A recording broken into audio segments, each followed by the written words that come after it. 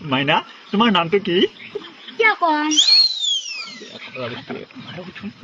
তোমাৰ মাৰ নাম क्या कौन পিছে ফাটাৰ নামটো নো কি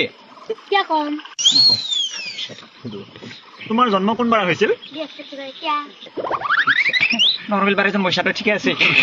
আপনাৰ কি বাৰে জন্ম হয়েছে সোমবাৰ বেয়া খাচ্ছে আবাৰ ভয়ে লাগে দেখুন আপনাৰ খাদ্য আৰ আপনাৰ কি বাৰে জন্ম হয়েছে